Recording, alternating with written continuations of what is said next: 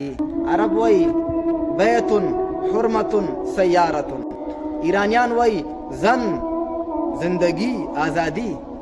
د روس پلو خلکو په افغانستان کې څه ویلې وای کور کالی ډوډۍ. الحمدلله والصلاة والسلام علی رسول الله، اما بعد فاعوذ بالله من الشیطان الرجیم، بسم الله الرحمن الرحیم. ایاک نعبد و ایاک نستعین. عزتمندو قرآن پاک کې الله رب العزت دا خبره کړې چې د اسلام سرسخت دشمنان هغه یهودیان دي او اسرائیل دي. اسرائیلو 15 عزایم او ارادې چې د اسلام او د مسلمانانو په باره کې لري. اوله اراده د اسرائیلو دا ده چې هغوی وایي چې په دنیا کې لوی جنگ چې دوی ورته اربګیډاون وایي او رسول الله صلی الله علیه وسلم ورته ملحمة العظمى ویلی دی، دا جنگ په دنیا باندې مسلط کول.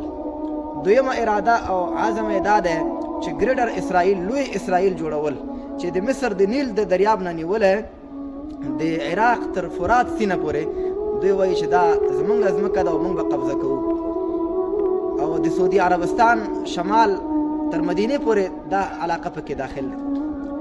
دریم عزم او اراده د اسرائیلو دا ده چې دوی وایي اقصا جماعت به موږ ړنګوو، او څلورمه اراده دا ده چې دوی وایي چې د اقصا جماعت په ځای باندې موږ به ترک ټمپل چې دوی ورته وایي موږ وایو هیکل سلیمانی، سلیمان علیه السلام چې کوم جماعت جوړ کړی په هغه نقشه باندې دوی وایي چې موږ بیا دا جماعت تعمیر کوو او آبادوو. پنځمه اراده دا ده چې موږ د دجال هغه تخت چې اوس په برطانیه کې دی چې داود علیه السلام به په کومه تیږه ودرېده او بیان به یې کولو، هغه تخت موږ راوړو او دلته ږدو او د دجال په انتظار به یو چې هغه زموږ مسیحا دی او هغه به راځي. اوس راځه د مسلمانانو ارادې درته وایم. د عربو ارادې او عزم هغه دا دي. عرب وایي بیتون حرمتون سیارتون. بیتون کور چې کور ځان ته پیدا کړو، حرمتون ښځه، سیارتون موټر، ښه نه ښه لوکس موټر، دا باید پیدا کړو. دا د مسلمان اراده او عزم دی. ایرانیان وایي زن زندگی آزادی، خاص کر سیکولر ایرانیان چې هغوی غرب پلوه دي، د هغوی شعار دا دی زن ښځه زندگی ژوند جوړول آزادي، چې آزادي فریډمي الله او رسول الدین دا پکې نه وي. او پخوا به کمونستانو او دارنګې د روس پلو خلکو په افغانستان کې څه ویلې وایي کور کالی ډوډۍ. بس دا د مسلمان اراده شو. عزتمند اوس موږ او تاسو له پکار څه دي؟ د مسلمان اراده باید څه وي؟ نو مسلمان اوله خبره دا دی چې قرآن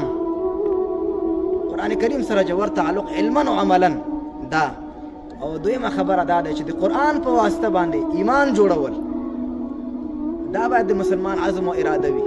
او دریم بیا د ایمان په زور باندې جهاد کول او په دنیا باندې اسلامي نظام حاکم کول، او دا د ځان نه نیولې تر ټوله نړۍ پورې به اسلام حاکم کوي. دا د مسلمان عزم او اراده وه، دا د صحابه کرامو عزم او ارادې وي.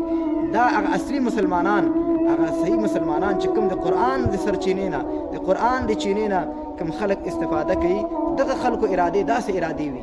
او کله چې مسلمان پسمانده شي، همت کمزوری شي، هغه بیا یو روایت کې راځي چې همتهم بطونهم، د مسلمان غټ غم او فکر به د هغې خېټه شي چې خېټه څنګه آباده کړو. الله رب العزت دې زموږ ارادې لوړې کړي.